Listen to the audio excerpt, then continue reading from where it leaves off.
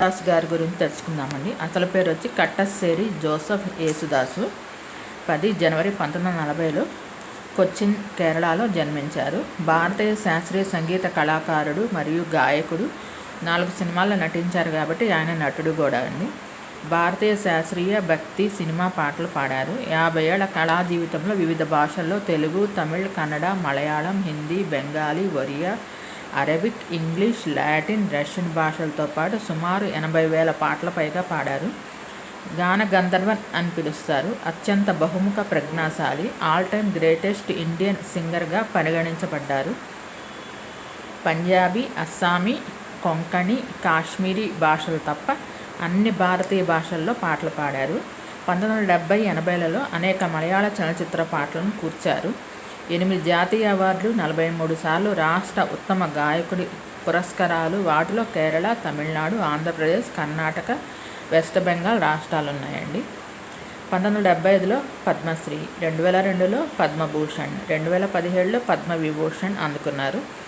50 ఏళ్లలో 80,000 పాటలు పాడినందుకు గాను 2011లో CNN IBN అత్యుత్తమ సాధన పురస్కారాన్ని కూడా అందుకున్నారు. 2006లో చెన్నైలోని AVM స్టూడియోలో ఒకే రోజు 4 భారతీయ భాషల్లో 16 సినిమా పాటలు పాడారు. 14 భాషల్లో సినిమాలు, ప్రైవేట్ ఆల్బమ్స్, భక్తి గీతాలతో కలుపుకొని సుమారు 1,00,000 పైగా పాటలు పాడిన ఏకైక సింగర్ అండి. పెద్ద లెజెండ్. శబరిమల ఆలయంలో స్వామివారికి రోజు పవళింపు సేవ సమయంలో ఈ మహాగాయకుడు పాడిన పాటనే వినిపిస్తారు.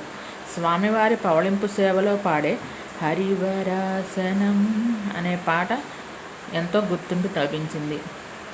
ఫోర్డ్ కొచ్చి, కేరళలో జన్మించారు. 1955 నుంచి ఇప్పటిదాకా ఇంకా పాడుతూనే ఉన్నారు. వీరి భార్య పేరు ప్రభ.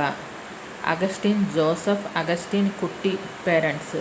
కేరళలోని కొచ్చిలో ఒక కాథలిక్ కుటుంబానికి చెందిన జోసెఫ్, ఎలిజబెత్ దంపతులకు 1940 జనవరి 10న జన్మించారు. తండ్రి మలయాళ శాస్త్రీయ సంగీత గాయకుడు మరియు రంగస్థల నటుడు. ఆయనకి నటుడిగా, భాగవతారుగా మంచి పేరుండేది. వీరికి గాను 5 పిల్లలు. యేసుదాసు గారు 5 పిల్లల్లో పెద్దవారు.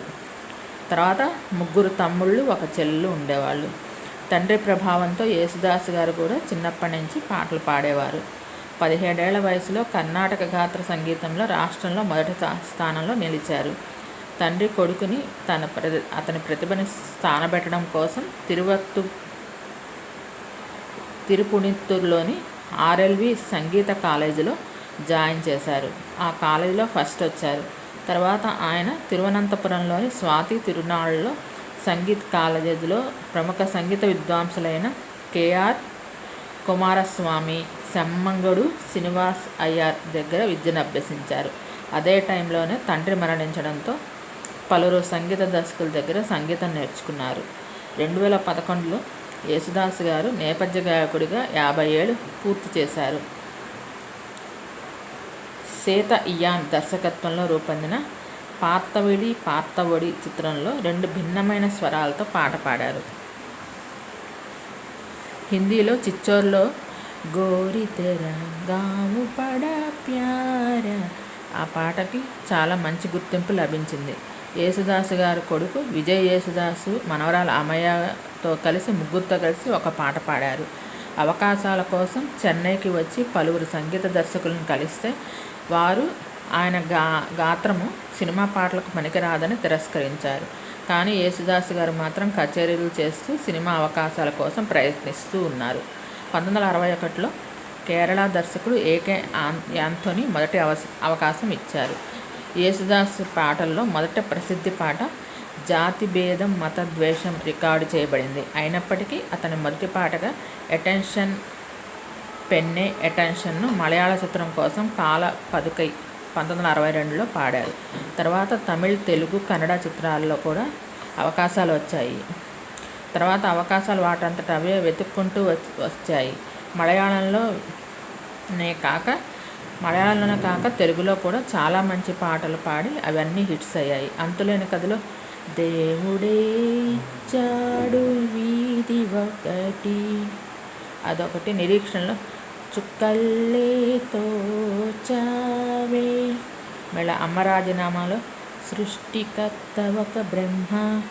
అదొకటి మేఘ సందేశంలో ఆకాశ దేశాన ఆషాఢమాసాన.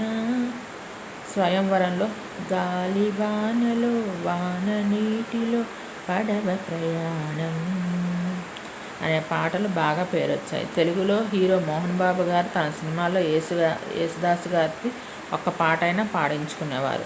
యేసుదాసు గారు పాడిన అయ్యప్ప భక్తి పాటలు ఎంతో పేరుగాంచాయి. ఈయన నటుగా కూడా 4 సినిమాల్లో కనిపించారు. రష్యన్ ప్రభుత్వం నుంచి ఆహ్వానం అందితే రష్యన్ పాటను కజకిస్తాన్ రేడియోలో పాట పాడారు. 1970లో యేసుదాసు గారు కేరళ సంగీత నాటక అకాడమీలో అతి పిన్న వయసులో నామినేట్ చేయబడ్డారు. 1970 ప్రారంభంలో హిందీ మూవీస్లో కూడా అవకాశాలు వచ్చాయి. అమితాబ్, అమోల్ పాలేకర్, జితేంద్ర వంటి ప్రముఖ నటులకు పాడారు. పెద్ద సంగీత దర్శకులతో హిందీలో పనిచేశారు. 1976లో చిత్తూరులో రవీంద్ర జైన్ సంగీతంలో యేసుదాసు గారి సాంగ్స్ అన్ని సూపర్ హిట్. 1999లో ప్యారిస్లో యునెస్కో గౌరవ పురస్కారం లభించింది. భారతీయ సంగీతాన్ని ప్రోత్సహిస్తూ విదేశాల్లో తన ప్రదర్శనల ద్వారా భారతదేశానికి సాంస్కృతిక రాయబారిగా తరచుగా పనిచేస్తూ ఉన్నారు. సూర్యకృష్ణమూర్తిగా నిర్వహించిన 36 ఏళ్ల సూర్య సంగీత్ ఉత్సవంలో యేసుదాసు గారు 36 సార్లు ప్రదర్శన ఇచ్చారు. వీరి భార్య పేరు వచ్చి ప్రభ గారండి. వీరికి గాను 3 కుమారులు వినోద్, విజయ్, విశాలు. రెండవ కొడుకు విజయ్ యేసుదాస్ కూడా సంగీత కళాకారుడు.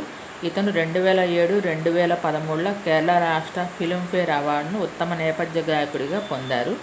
వీరు చెన్నై, కేరళలో స్థిర నివాసం ఏర్పరచుకున్నారు. నారాయణ గురు ప్రతిపాదించిన ఒకే మతం, ఒకే కులం, ఒకే దేవుడు అన్న సిద్ధాంతాన్ని యేసుదాసు గారు గాఢంగా విశ్వసిస్తారు. మహమ్మద్ రఫీ, చెంబై వైద్యనాథ్, భాగవతార్, బాలమురళీకృష్ణ గారులంటే ఎక్కువగా ఆరాధిస్తారు యేసుదాసు గారు. సరస్వతీదేవి కీర్తనలు పాడటానికి యేసుదాసు గారు తన పుట్టినరోజున కర్ణాటకలోని కొల్లూరు మూకాంబిక అమ్మవారి ఆలయాన్ని సందర్శిస్తూ ఉంటారు. 2010లో జనవరి 10న తన 70వ పుట్టినరోజు సందర్భంగా మూకాంబిక అమ్మవారి దగ్గర 70 మంది గాయకులతో జరుపుకున్నారు. అయ్యప్పకు అనేక భక్తి గీతాలను పాడి అంకితం చేశారు. జి దేవరాజన్ స్వరపరిచిన భక్తి పాటల సంగీత శైలి హరివారాసనం అనే పాటను శబరిమల వద్ద ఆలయాన్ని మూసివేయడానికి ముందు పాడతారు. అనేక మంది ప్రఖ్యాత గాయకులు ఈ పాటను పాడినప్పటికీ శబరిమల ప్రతిరోజు హరివరాసనం కోసం యేసుదాసు గారి స్వరాన్నే అధికారికంగా ఉపయోగిస్తారు. 1980లో యేసుదాసు గారు త్రివేంద్రం వద్ద తరంగిణి స్టూడియో స్థాపించారు. తర్వాత అది 1992లో ఆ స్టూడియోను చెన్నైకి మార్చారు. ఈ సంస్థ 1998లో యుఎస్లో విలీనం చేయబడింది. వీరికి యుఎస్ఏలో కూడా, అమెరికాలో కూడా ఎస్టేట్స్ ఉన్నాయి. తరచూ బిజినెస్ పని మీద యుఎస్ఏకి కూడా వెళ్ళొస్తూ ఉంటారు. చెన్నైలోని స్టూడియో 27లో రికార్డ్ కంపెనీకి వాయిస్ మిక్సింగ్ స్టూడియో కూడా ఉంది. స్టూడియో ప్రపంచవ్యాప్తంగా యేసుదాసు గారి చలనచిత్ర, భారతీయ శాస్త్రీయ సంగీత కచేరీలను ప్రదర్శిస్తూ ఉంటారు. వీరికి ఎన్నో సన్మానాలు, సత్కారాలు లభించాయి.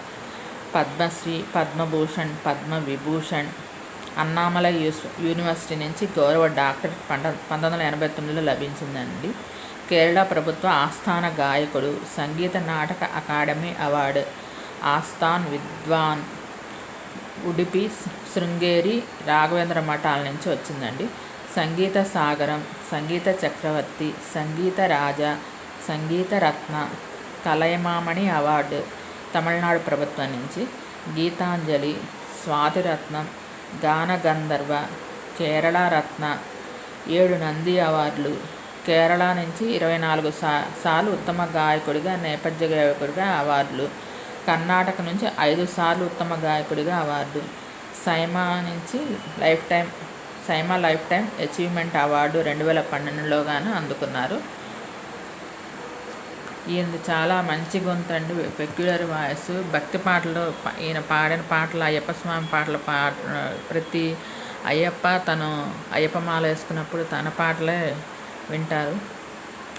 ఎన్నో రికార్డ్స్ అండి, అయ్యప్ప మీద ఎన్నో భక్తి గీతాలు పాడారు, కొన్ని వేల పాటలు పాడారు. మీకు ఈ వీడియో నచ్చినట్టయితే లైక్ చేయండి, కామెంట్ చేయండి. Thank you all. నా వీడియోను 95% మంది సబ్స్క్రైబ్ చేయకుండా చూస్తున్నారు. Please subscribe my channel. Thanks.